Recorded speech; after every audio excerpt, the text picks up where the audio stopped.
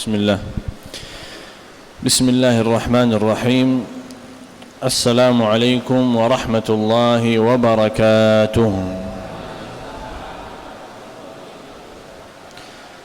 الحمد لله رب العالمين، والصلاة والسلام على أشرف الأنبياء وسيد المرسلين نبينا محمد وعلى آله وصحبه أجمعين. اللهم علمنا ما ينفعنا وانفعنا بما علمتنا وزدنا علما إنك أنت العليم الحكيم. الحمد لله, masih diberikan kepada kita kesempatan kita bisa bertemu dan kita bersama-sama akan dengar dan baca dan bisa membayangkan dan tahu apa arti dari hadis dan ayat suci Al-Quran dan hadis Nabi Muhammad sallallahu alaihi wasallam.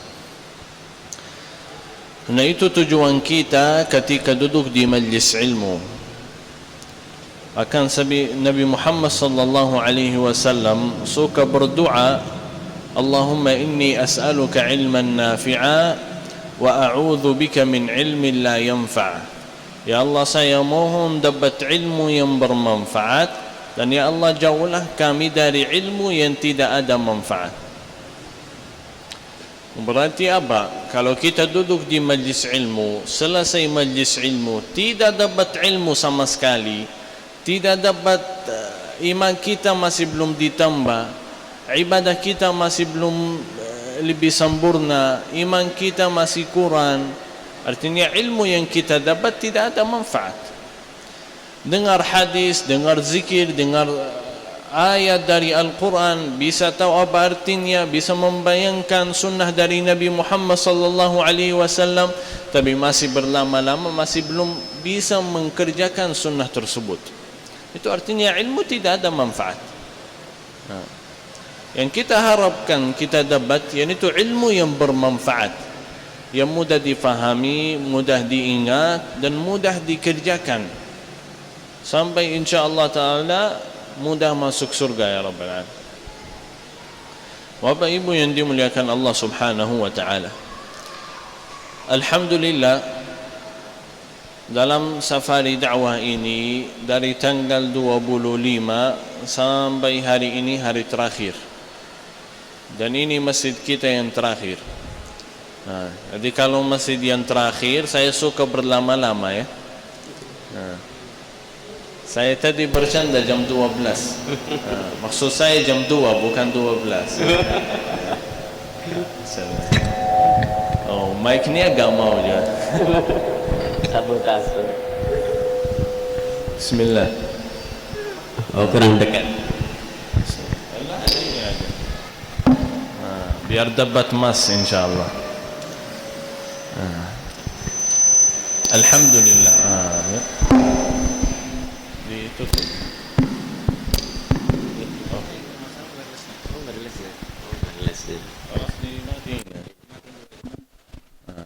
Subhanallah. Qadarullah, Syekh Abdullah Jabir gak bisa dapat mas ya. Alhamdulillah. Dulu kalau kita dengar dan baca cerita-cerita yang di masa Nabi Muhammad sallallahu alaihi wasallam dan cerita para ulama ahlus salaf, Imam Bukhari, Imam Syafi'i, bahkan ada banyak cerita kalau kita dengar susah diterima.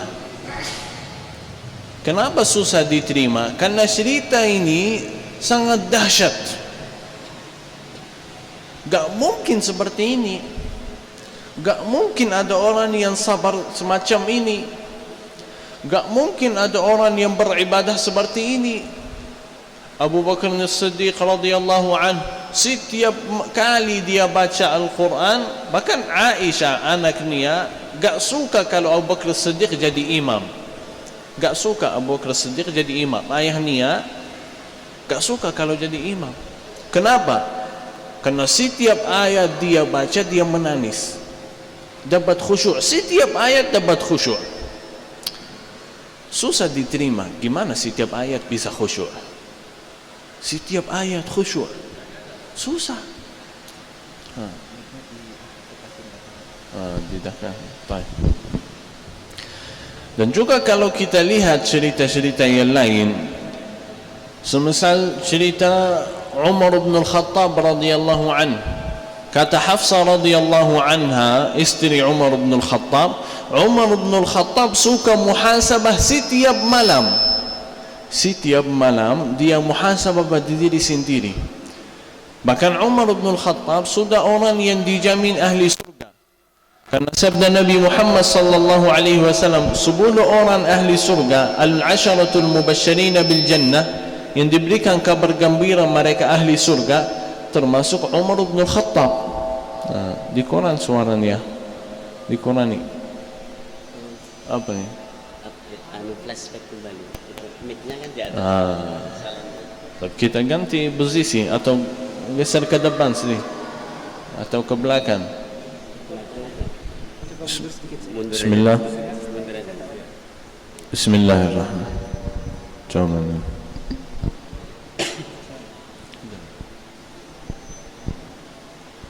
Masya Allah.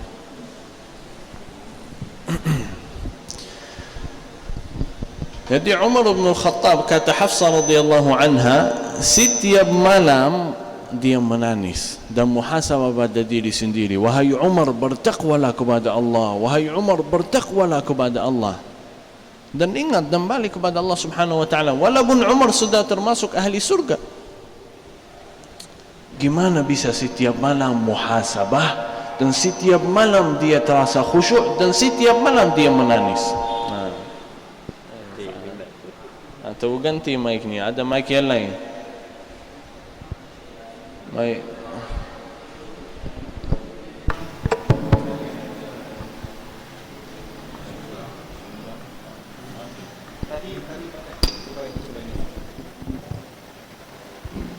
Bismillah.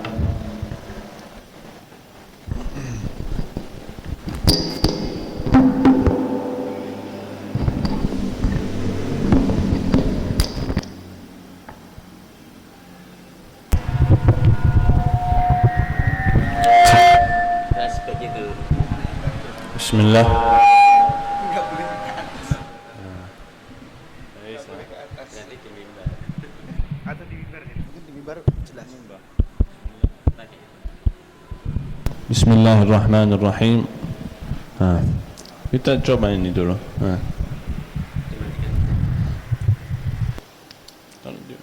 Udah.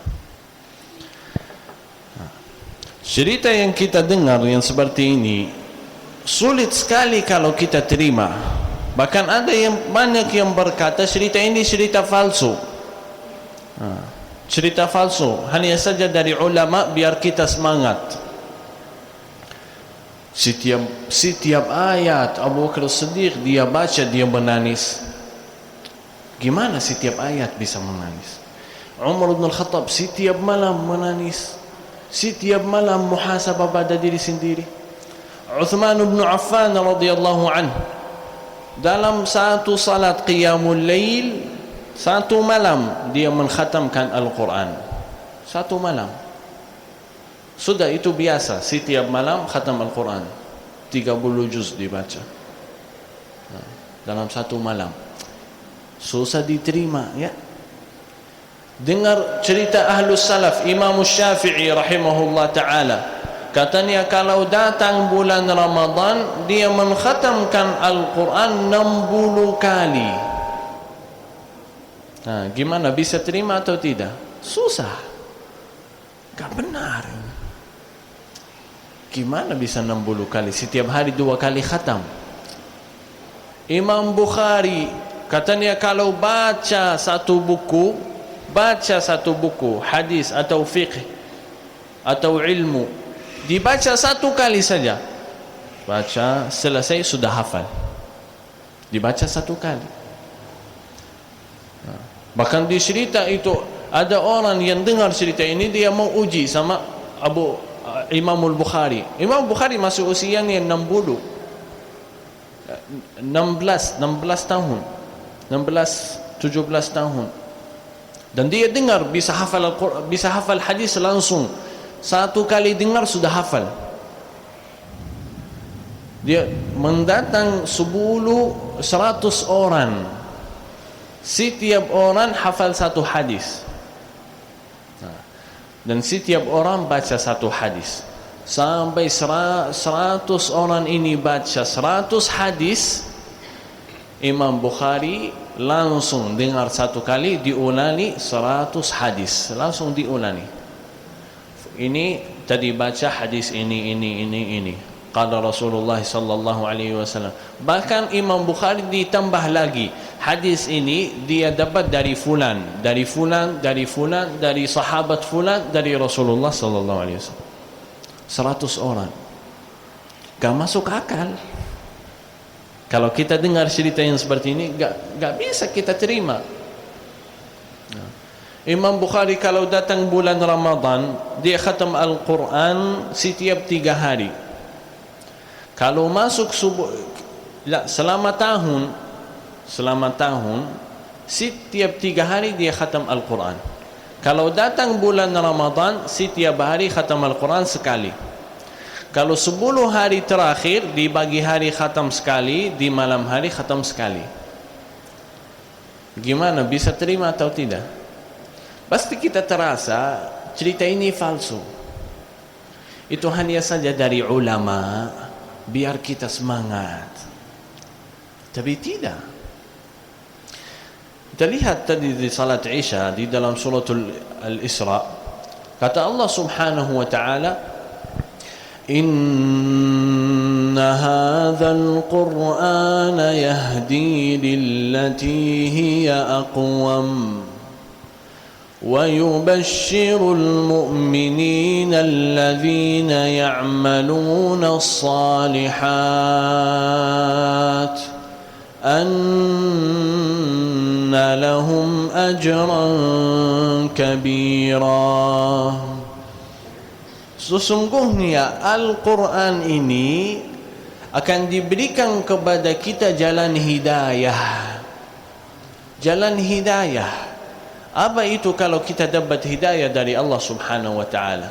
Artinya kita sudah termasuk keluarga Allah Subhanahu wa taala. Bahkan sabda Nabi Muhammad sallallahu alaihi wasallam, Allah Subhanahu wa taala memiliki keluarga di dunia. Kata sahabat, siapa ya Rasulullah? Dia berkata, ahlul Quran, ahlullahi wa khassatuh. Dan betul-betul kalau kita keluarga Allah Subhanahu wa taala, pasti ibadah kita ibadah yang mulia, ibadah yang susah diterima. Ibadah yang sempurna. Dan dijamin orang yang dapat hidayah dari Al-Quran, Allah Subhanahu wa taala memberikan kabar gembira pada mereka. Mereka sering berusaha melakukan amal salih, alladzina ya'maluna as-salihat anna lahum ajran kabira. Berilah kabar gembira buat mereka akan dapat pahala yang begitu besar. Pahala yang besar ini bisa jadi di dunia dan juga di akhirat. Yang di akhirat mereka akan pasti juga termasuk ahli surga. Kata Siti Aisyah, tingkatan di surga sesuai ayatul Quran. Semakin kita hafal, semakin kita tadabburi, menhayati Al-Quran, semakin darajat kita tinggi di surga. Dan yang di dunia yang kita dapat, yaitu ilmu yang dimudahkan oleh Allah Subhanahu wa taala. Mudah hafal Al-Quran, mudah belajar ilmu. Apa yang terjadi mudah diterima. Dapat kebaikan, ucapkan alhamdulillah. Dapat keburukan, tetap ucapkan alhamdulillah. Apa yang terjadi mereka terima. Bahkan di masa itu ini pertanyaan biasa.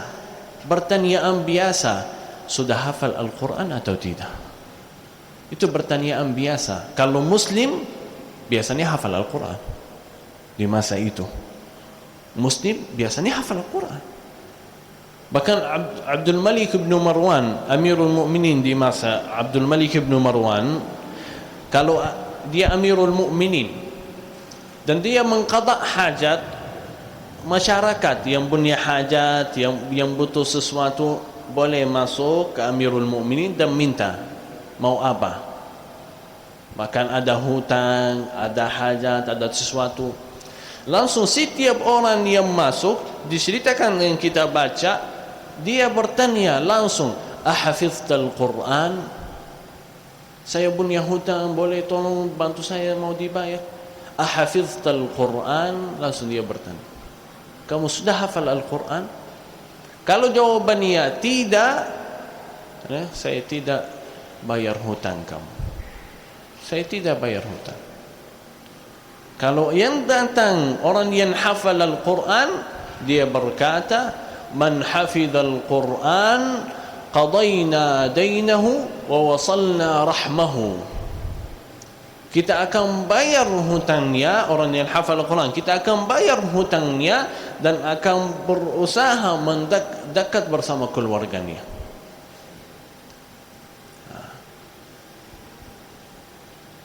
Yang kita harus tanya pada diri sendiri, mana posisi kita sama Al-Quran? Mana posisi kita sama Al-Quran? Bahkan kata ulama, semakin kita dekat sama Al-Quran, semakin kita dekat sama Allah Subhanahu wa ta'ala. Karena Al-Quran itu kata-kata Allah Subhanahu wa ta'ala, dan tidak mungkin kata ini yang penuh cahaya, yang punya ilmu yang luas, yang ada hidayah, yang ada kabar gembira buat orang yang beriman, diberikan kepada orang yang fasik. Tidak. Harus hati kita sudah bersih, nanti akan dimudahkan Al-Quran masuk. لو أنزلنا هذا القرآن على جبل لرأيته خاشعا متصدعا من خشية الله. Kalau Allah Subhanahu wa ta'ala turunkan Al-Quran atas gunung, yang itu batu akan menghancur dan menjadi basir. Karena bagaimana bisa gunung ini dapat khusyuk dari Al-Quran? Tapi kalau lihat kondisi kita, hati kita sudah lebih keras dari batu. Berapa kali dengar Al-Quran, berapa kali baca Al-Quran. Bahkan kalau kita bertanya, kapan terakhir baca Al-Quran? Bulan Ramadan yang lalu jawabannya. Ramadan selesai, baca Al-Quran selesai, berhenti. Itu bahaya. Dan cerita yang kita dengar, betul sekali itu susah diterima. Bahkan ada seorang yang dia dalam sedang safar sama anaknya, itu cerita dahsyat. Dalam perjalanan ini dia sakit kaki, sampai dia sudah sampai ke tempatnya, negeri yang dia menujui, ketemu sama doktor. Doktor ini berkata, kaki sudah gak bisa, harus dipotong. Kalau sakit masuk ke atas lagi, itu lebih bahaya, harus kita potong aja. Tidak ada obat. Dulu kalau gak ada obat, langsung dipotong, ya. Bahkan tidak potong pakai alat atau laser, atau kasih apa? Atau kasih apa? Fuse yang enggak merasa. Fuse, gak terasa. Tidak. Pakai pisau atau mincang. Dan tidak ada. Kalau mau obat, minum khamar aja. Atau kasih khamar. Dokter ini berkata kepada orang ini, silahkan minum aja. Katanya, saya tidak mau. Walaupun dalam agama, kalau kita butuh hal yang haram atau harus kita melakukan hal yang haram biar hal yang lain yang baik, boleh dalam agama, boleh. Kalau kita datang ada orang, saya akan mukul, saya akan bunuh, atau kamu minum khamar, atau kamu zina, boleh zina, boleh khamar.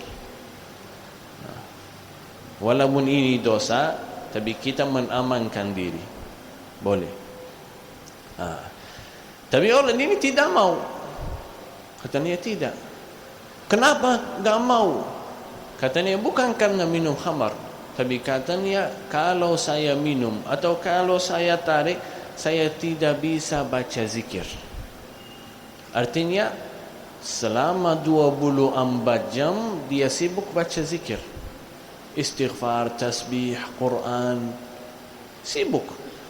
Ini itu sabda Nabi Muhammad sallallahu alaihi wasallam, jadikan lidahmu lembut dengan mengingat Allah Subhanahu wa taala, dengan zikrullah. Ij'al lisanaka ratiban bi dzikrillah. Mereka berusaha melakukan hal ini. Selama 24 jam mereka berzikir. Tidak ada waktu kecuali berzikir. Ini tu kata Allah Subhanahu wa taala di dalam Al-Quran, alladzina yadhkuruna Allah qiyaman wa qu'udan wa 'ala junubihim. Mereka yang berzikir kepada Allah Subhanahu wa taala berdiri, duduk maupun berbaring. Jadi dalam keadaan apapun mereka zikir, ingat sama Allah Subhanahu wa taala. Tidak lupa sama Allah Subhanahu. Bahkan Amirul Mukminin dia di depan sama masyarakat dan orang ini di belakang. Dan sudah mulai dipotong kakinya. Tiba-tiba Amirul Mukminin ini cium ada bau. Bau apa itu? Bau bakar. Dari mana? Dia lihat di belakang sudah dipotong kakinya dan mulai bakar biar udara tidak keluar. Dia kaget bagaimana tadi dipotong tapi tidak ada suara sama sekali. Dipotong kakinya tidak bersuara. Tidak bersuara. Kalau kaki kita kena sama sesuatu, langsung. Langsung kita sakit. Dipotong kaki. Gimana daging sampai masuk ke tubuh, susah. Sampai mulai bakar dia bersuara. Dan lihat, oh ternyata sudah dipotong. Langsung Amirul Mukminin ini berkata, walam ajidan ahadan sabruhu ka sabrik. Saya tak pernah lihat orang yang sabar semacam ini. Tak pernah lihat. Pasti kalau kita dapat hal yang begitu sedih atau kaki kita hilang, ya pasti kita terasa sedih dan kita mau syurhat. Ya, kita mau syurhat sama orang, kita mau syurhat kepada Allah Subhanahu wa taala. Kan dia selesai hajatnya dalam negeri ini mau balik kepada kotanya. Pas mau balik dia cari anaknya. Ternyata anaknya masuk tempat kuda dan ada salah satu kuda yang mukul. Cerita ini sahih. Ada tulis banyak yang dibaca. Kuda ini dimukul anaknya dan anaknya wafat. Meninggal. Sudah selesai hajatnya dan balik. Jamaah di tempat beliau dan istri beliau, keluarga beliau bertanya, apa yang terjadi? Kamu keluar, ada sesuatu, ada hajat, tiba-tiba balik, tidak ada kaki, tidak ada anaknya hilang. Gimana? Apa yang terjadi? Walaupun dia mau syurhat, karena terasa sedih, dia hanya saja berkata dengan kata yang diridai Allah Subhanahu wa taala. Dia langsung berkata satu ayat di dalam Al-Quran. Kata yang keluar bukan, kaki saya sakit, nanti dipotong, anak saya dimukul bagi kuda. Tidak. Hanya saja berkata, laqad wajadna fi safarina hadha nasaba. Itu ayat di dalam suratul Kahfi. Kita dalam perjalanan ini, dalam safar ini, kita merasa sulit. Itu saja. Itu syurhat beliau. Laqad wajadna fi safarina hadha nasaba. Mereka tidak butuh masalah dunia, tidak memfikirkan masalah dunia. Dia berkata, "Lau akhadallahu minni qadaman faqad abqa li thalathata atraf." Kalau Allah Subhanahu wa taala sudah dipotong satu kaki, saya masih ada 3 taraf, 2 tangan, 1 kaki lagi. Walau akhadha minni ibni faqad abqa li abna'i. Dia memiliki ada berapa anak? Dia berkata kalau 1 hilang, masih ada banyak yang nikmat yang diberikan oleh Allah Subhanahu wa taala. Anak-anak yang lain masih sehat. Gimana kalau dengar cerita ini? Susah diterima. Bahkan ini pasti kita kalau memfikirkan ini, ya itu cerita palsu aja ya. Tapi tidak. Subhanallah, dulu kita baca saja. Dan hanya saja kalau kita beriman dan yakin, kita akan terima. Tapi sekarang gak usah beriman. Gak usah beriman. Kalau mau terima cerita seperti ini, gak usah beriman, gak usah yakin.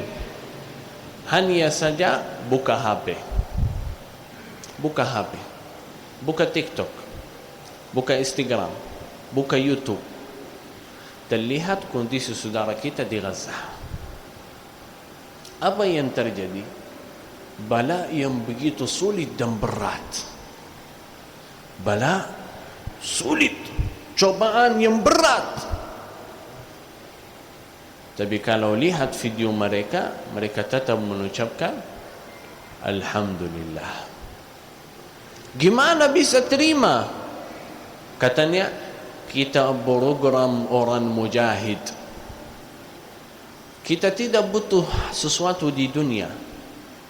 وَمَنْ أَرَادَ الْآخِرَةَ وَسَعَى لَهَا سَعْيَهَا وَهُوَ مُؤْمِنٌ. Dan yang ingin dapat akhirah, ingin dapat surga, dan dia berusaha melakukan hal-hal yang diridai Allah Subhanahu wa ta'ala. Itu kondisi mereka. Dulu mereka seperti itu. Apa yang terjadi mereka terima. Tapi tingkatan yang pertama yaitu Al-Quran. Bahkan ada satu konflik di Palestina, khususnya di Al-Qassam. Ada yang namanya konflik Al-Huffaz, orang yang hafal Al-Quran. Tidak boleh masuk konflik ini kecuali yang hafal 30 juz. Tidak boleh masuk. Dulu tahun kemarin, tahun ini 2023, ada program yang namanya Safwatul Huffaz, orang yang paling hafal Al-Quran. Program ini apa artinya? Tujuannya apa? Sekali duduk khatam Al-Quran, dari subuh sampai sore. Khatam Al-Quran sekali duduk tambah salah. Kira-kira kalau kita buka program ini, berapa orang yang datang? Berapa orang yang datang? Di Gaza ada riwayat ada lebih dari 20.000 orang yang datang. Bahkan di channel Al Jazeera mereka berkata 1.471 orang. Yang paling muda 8 tahun, yang paling tua lebih dari 80 tahun. Khatam Al-Quran sekali duduk. Mereka hidup bersama Al-Quran. Kalau kita hidup bersama Al-Quran, apa yang terjadi kita akan terima. Karena kita sudah terasa yakin sama Allah Subhanahu wa ta'ala. Dan menjadi kita orang mukmin yang dahsyat. Dan sabdakan Nabi Muhammad sallallahu alaihi wasallam, "Ajaban li amril mu'min, inna amrahu kullahu khair." Bagaimana ajib kondisi orang yang beriman, apa yang terjadi itu kebaikan kepadanya. Walaysa dzalika illa lil mu'min, dan hal itu khusus kepada orang yang beriman. Kalau dia dapat kebaikan, fa idza asabathu sarra'u syakar, kalau dia dapat kebaikan dia bersyukur kepada Allah Subhanahu wa taala. Wa idza asabathu dharra'u sabar. Kalau kita dapat kebaikan, itu biasa kita ucapkan Alhamdulillah. Tapi yang menjadi kita dahsyat dan mukmin yang ajib, yang kedua ini. Wa idza asabathu dharra'u sabar. Dan kalau dia dapat keburukan, cobaan, bala, anaknya hilang, hartanya hilang, dia sabar dan ucapkan Alhamdulillah. Berapa kali kita dapat kebaikan, kita ucapkan Alhamdulillah. Harta kita tambah, ucapkan Alhamdulillah. Anak salih, Alhamdulillah. Bisa salat, Alhamdulillah. Tapi berapa kali harta kita hilang, dapat kecelakaan motor, kecelakaan mobil, anaknya wafat, berusaha kita tidak sukses. Apakah ada yang mengucapkan Alhamdulillah? Mungkin kita sabar 1 hari, 2 hari, 1 minggu, berapa minggu, sudah berlama-lama tidak ada kebaikan, kita langsung marah sama Allah Subhanahu wa ta'ala. Na'udzubillah. Kenapa saya? Bahkan sabda Nabi Muhammad sallallahu alaihi wasallam, cobaan Allah Subhanahu wa taala sesuai ukuran iman kita. Semakin iman kita tinggi, semakin ujian kita berat. Para nabi dan rasul mendapat ujian yang sulit dan berat. Thumma al-amthalu fal-amthal, yang paling mirip dan yang paling mirip. Kalau kita sudah berlama-lama tidak ada cobaan, tidak ada ujian, tetap nyaman, rezeki bertambah, sehat, afiat, ini tanda apa? Iman kita lemah. Gak ada cobaan dari Allah Subhanahu wa taala. Bahkan kalau iman kita kuat, pasti ada ujian. Pasti ada ujian. Nabi Ayub alaihi salatu wassalam, dia dapat bala yang begitu sulit dalam keluarga, dirinya, seluruh keluarganya, sakit badannya, tidak bisa bergerak. Kaum Nabi Ayub bertanya kepada Nabi Ayub, kenapa kamu tidak berdoa? Sesungguhnya kamu Nabi, kalau kamu doa pasti diijabah. Minta, ya Allah, sembuhkan badan saya.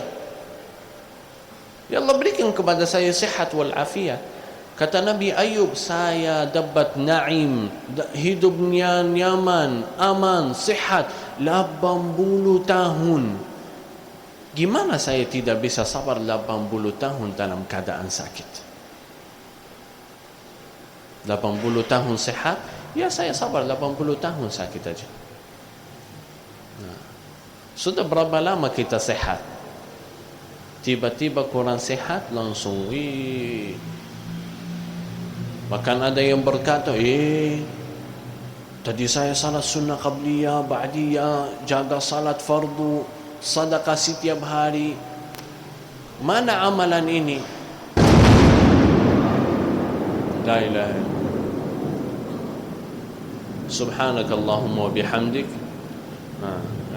Subhanalladzi yusabbihu ar-ra'du bihamdihi wal malaikatu min khifatihi. Ya, Bapak Ibu, baca zikir ini. Kalau kita dengar batir ini, sabda Nabi Muhammad sallallahu alaihi wasallam, kita baca zikir. Zikir itu subhanalladzi yusabbihu ar-ra'du bihamdihi wal malaikatu min khifatihi. Subhanalladzi yusabbihu ar-ra'du bihamdihi wal malaikatu min khifatihi. Maha suci Allah yang lah batir bertasbih kepadanya dan malaikah bertasbih dengan takut kepadanya. Subhanalladzi yusabbihu ar-ra'du bihamdihi wal malaikatu min khifatihi. Nah, kita lanjut. Jadi cerita yang dulu kita dengar susah diterima, tapi sekarang kita bisa lihat contoh seperti ahlus salaf, seperti ulama, seperti sahabat Nabi Muhammad sallallahu alaihi wasallam. Itu keluarga kita di Gaza dan di Palestina. Cobaan dan ujian yang berat, tapi mereka tetap beriman. Bahkan orang yang non-muslim sudah nonton video-video mereka, mereka mau masuk Islam. Gimana bisa tetap dalam agama? Iman apa yang mereka miliki? Apa itu agama Islam yang menjadi mereka tetap beriman? Itu la ilaha subhanallah subhanallah wa malaikatu min khifatihi. Ketika kita lihat saudara kita di Gaza, harus kita ingat kepada Allah Subhanahu wa taala. Kalau Allah Subhanahu wa taala tetap berikan kepada kita nikmat aman, nikmat sehat, nikmat makanan dan minuman. Kalau kita butuh minuman, kita langsung beli dan minum aja. Tapi mereka berusaha berlama-lama tidak dapat, tapi tetap sabar. Itu mukmin yang dahsyat. Dan kata Allah Subhanahu wa taala, "Wa man arada al-akhirata wa sa'a laha sa'yaha wa huwa mu'minun fa ulaika kana sa'yuhum mashkura." Allah Subhanahu wa taala akan bersyukur kepada orang-orang yang seperti ini, yang mereka berusaha mau ridha Allah Subhanahu wa taala, menuju ke akhirat, tidak berusaha mengkumpul dan berusaha masalah dunia saja. Kullan numiddu haula wa haula'i min 'ata'i rabbik wa ma kana 'ata'u rabbika mahdhura. Jangan berkira kalau ada orang yang non-muslim dapat nikmat dan hartanya bertambah, anaknya Masya Allah, artinya itu dicintai oleh Allah subhanahu wa ta'ala. Tidak. Kata Allah subhanahu wa ta'ala, dua-duanya kita akan berikan masalah dunia. Masalah dunia, nikmah yang di dunia, Allah subhanahu wa ta'ala akan berikan kepada orang muslim dan non-muslim, orang salih dan orang fasik. Dua-duanya akan dapat. Unzur kaifa faddalna ba'dahum ala ba'd. Lihat wahai Rasulullah, lihat wahai orang yang beriman, lihat wahai manusia, bagaimana Allah subhanahu wa ta'ala menjadi kita di dunia darajat, tingkatan. Ada yang kaya, ada yang fakir, ada yang mulia, ada yang miskin, ada orang fasik jauh dari Allah subhanahu wa ta'ala tapi ternyata kaya dan raya. Dan ada orang yang salih, bertakwa tapi miskin. Dan juga ada orang salih dan bertakwa tapi kaya dan raya juga. Ada orang yang fasik dan juga miskin. Dua-duanya ada. Nikmat dunia Allah subhanahu wa ta'ala akan berikan kepada yang dia mau. Unzur kaifa faddalna ba'dahum ala ba'd. Setelah kita lihat contoh yang diberikan oleh Allah subhanahu wa ta'ala, tingkatan kita di dunia ini, ingat dan bayangkan, walal akhirah akbaru darajatin wa akbaru tafdila. Tapi sebenarnya al-akhirah itu, ketika kita jumpa dengan Allah subhanahu wa ta'ala, itu lebih jauh, lebih baik, lebih besar tingkatannya, lebih besar darajatnya, kemuliaannya. Jadi itu di akhirat. Kita lihat saudara kita di masa dalam keadaan berat, tapi mereka langsung berusaha dapat darajat yang tinggi bukan di dunia, tapi darajat yang tinggi di akhirat. Bahkan kemarin ada orang yang wafat dari kata Ibn Qasim, dan video itu luar biasa.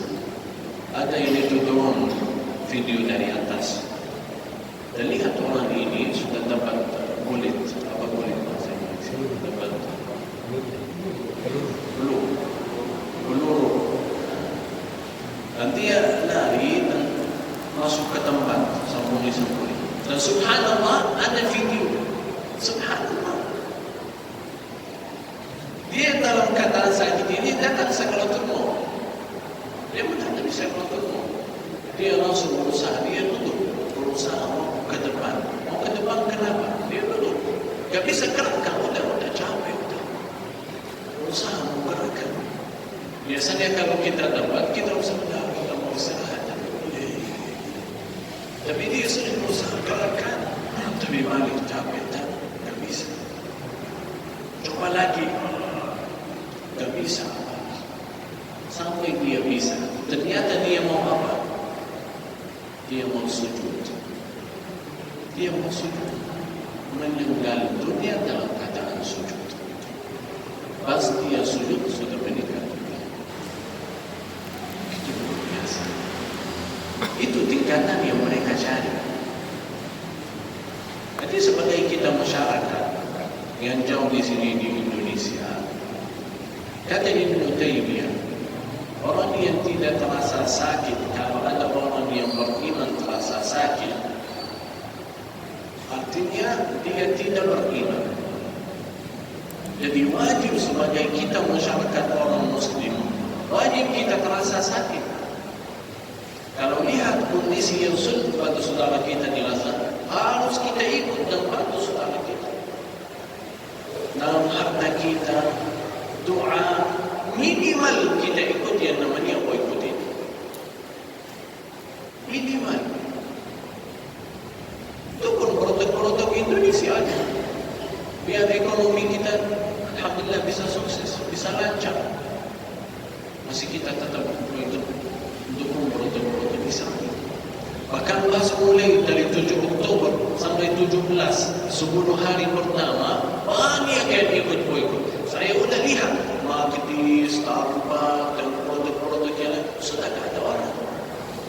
Tapi sekarang silakan mengambil sekarang. Sudah mulai malas, sudah capek, sudah lewat 2 bulan, sudah lebih dari 80 hari, sudah berhenti boykot. Banyak orang yang berhenti boykot. Ya, jangan bukan masalah saya. Sampai kapan saya tidak ikut? Itu bahaya. Mana itu iman yang kita tumbuhkan? Maka kita bertanya, kenapa umat muslimin begitu banyak, tapi kalau ada yang masuk tentara sama rasa, kenapa? Karena iman kita lemah. Bukan masalah kenapa, apakah kita banyak atau sedikit. Di masa Nabi Muhammad SAW, mereka sedikit, sahabat Nabi sedikit. 2.000 orang menghadapi berapa? 300 orang. 300.000 orang. Orang muslimin berapa? 2.000, 3.000. Dan siapa yang menang? Orang muslimin. Karena hati yang kuat. Bahkan Nabi Muhammad SAW itu hadis yang dahsyat. Bahwa Rasulullah SAW bersabda, akan datang zaman umat Islam menjadi lemah, akan dihina oleh orang yang non-Muslim, orang Yahudi, orang Nasrani, akan dihina orang Muslimin, akan dihina orang Muslimin. Sahabat bertanya, aqalilun nahnu ya Rasulullah, apakah orang Muslim di zaman itu sedikit? Apakah kita sedikit sekarang? Tidak. Sabda Nabi Muhammad SAW, tidak. Bal kathir, tapi banyak orang Muslim.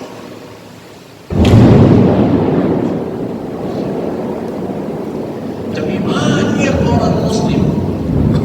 Walakin asabakum al-wahn, atau asabakum al-wahn. Hati mereka sudah lemah. Sudah lemah. Salat 5 fardu kita merasa saleh kalau bisa jaga. Kalau menjaga salat 5 fardu, kita terasa sudah saya orang salehin, salihat. Maka saya ingat dulu ada satu guru dari Mesir, dia berkata, Muslim yang biasa, kata dia Muslim yang biasa, bangun sebelum salat subuh 1 jam, salat qiyamul lail, baca istighfar sampai menuju salat subuh di masjid, salat sunnah qabliyah, salat subuh berjamaah, tunggu sampai terbitnya matahari, baca zikir dan Al-Quran, keluar dari masjid salat duha dulu, dan keluar dari masjid, dan dia berusaha kerja hari-hari, dan dia jaga salat fardu, sedang baca Al-Quran, baca zikir. Masuk malam, dia baca zikir malam, balik ke rumah, salat 4 rakaat, ketika balik ke rumah, duduk bersama keluarga, berakhlak di luar rumah, berakhlak dalam rumah, sebelum tidur, dia berniat, saya akan bangun salat subuh dan salat qiyamul lail.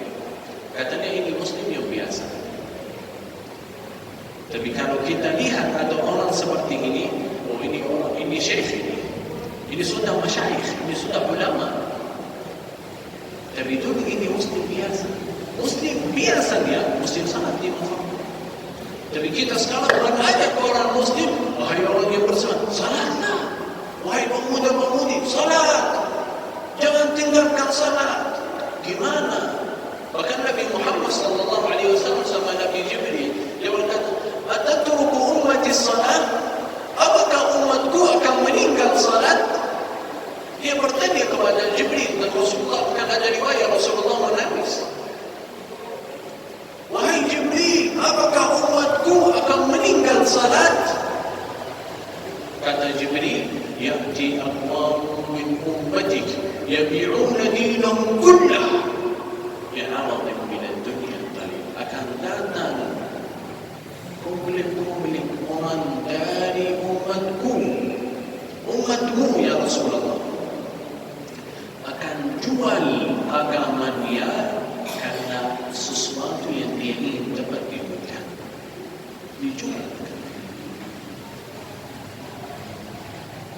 Dan kita kaget, kenapa hati kita tidak dapat khusyuk, tidak ingat sama Allah, lama-lama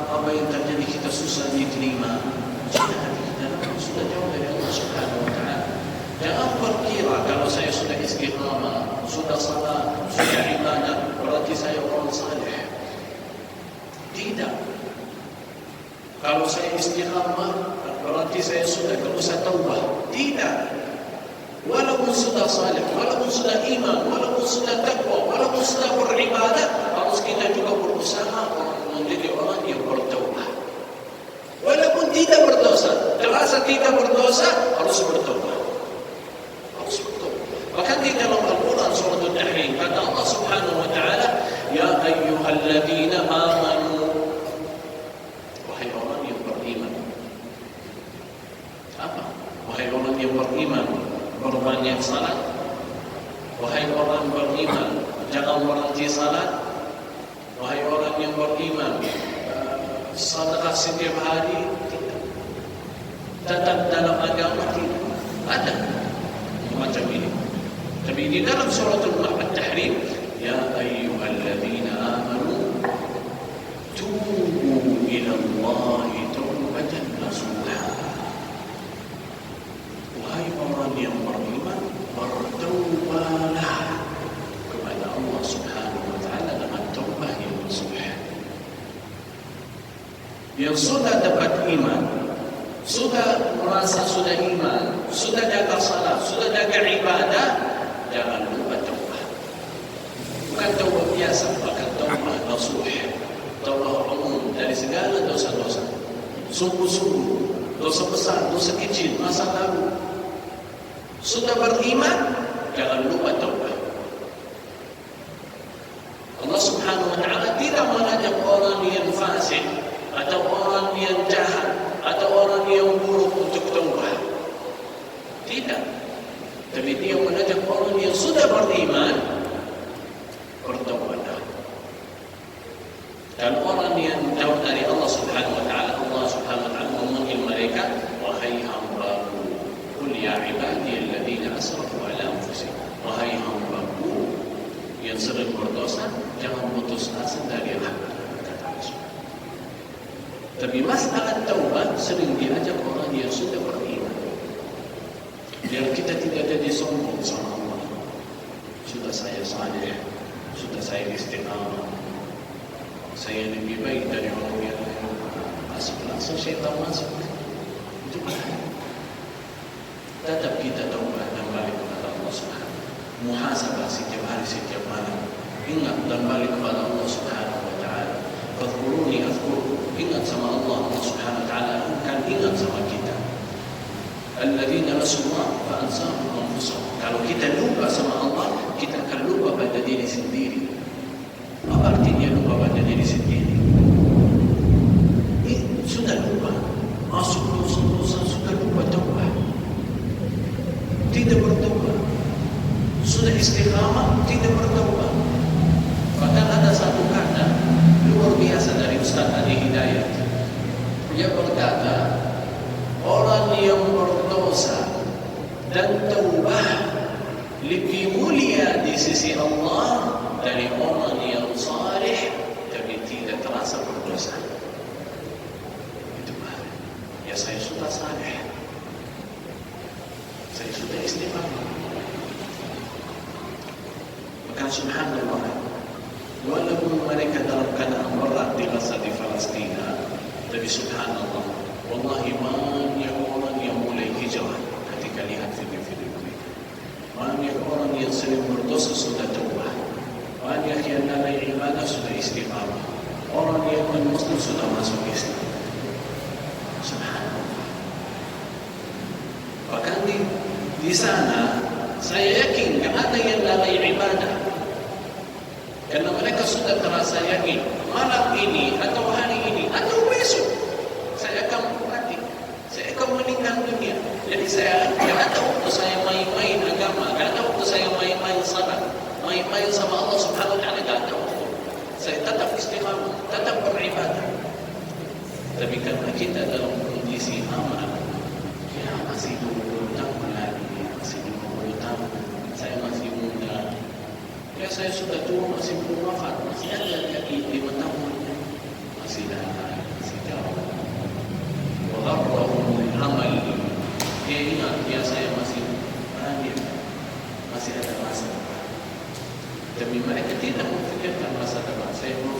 masa sekarang.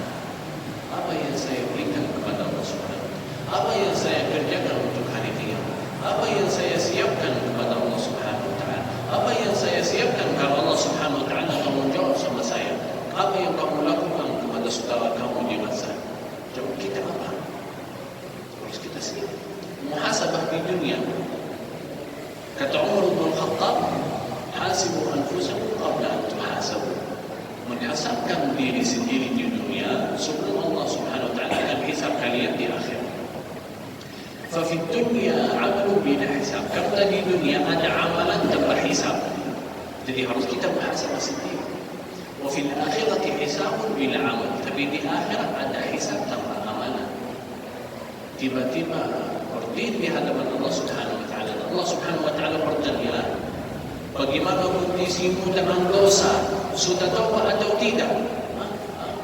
Bisa tahu. Yang sudah muhasabah pasti sudah taubat. Kalau sudah taubat, sudah dihapus dari buku amalan. Artinya sudah datang, sudah bukunya bersih. Artinya apa? Silakan masuk surga tanpa hisab. Fasawfa yuhasabu hisaban yasira. Kenapa? Inni dhanantu anni mulaqin hisabiya. Fayaqulu haqqa kitabiyah inni dhanantu anni mulaqin hisabiya. Saya dulu di dunia terasa yakin saya menghadapi hisab. Jadi saya pernah muhasabah. Muhasabah pada diri sendiri dalam keadaan kita sama dosa. Apakah kita sudah taubat, sudah balik atau tidak? Muhasabah dalam ibadah.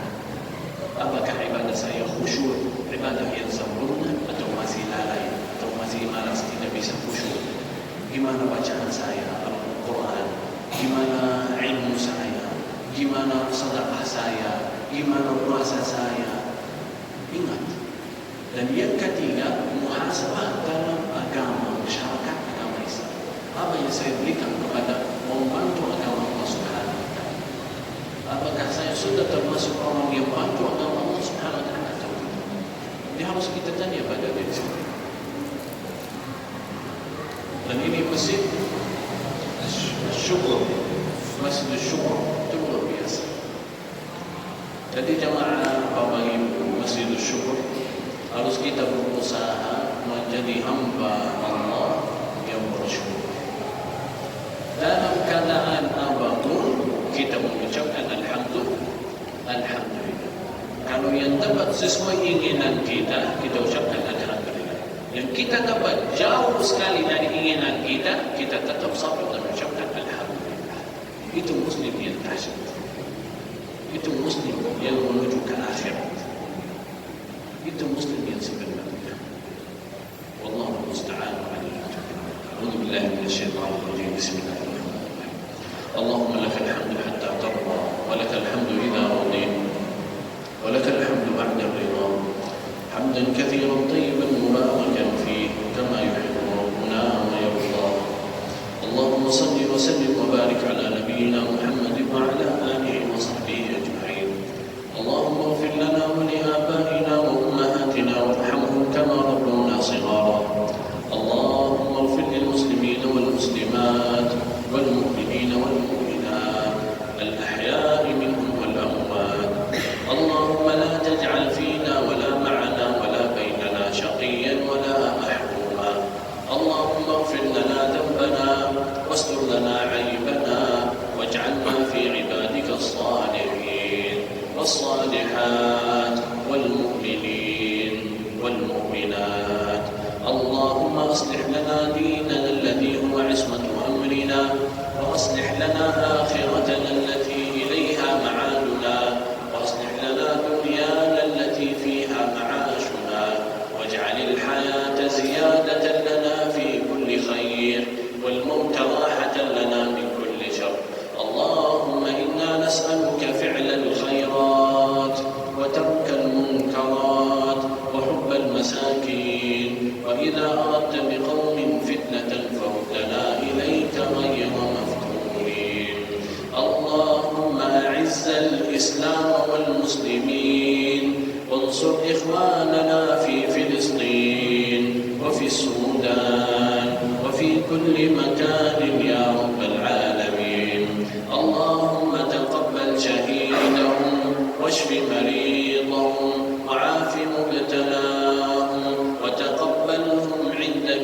بالصالحين والصالحات واجمعهم بالنبيين والشهداء وحسن أولئك رفيقا. اللهم يا مقلب القلوب ثبت قلوبنا على دينك. اللهم أعنا على ذكرك وشكرك وحسن عبادتك.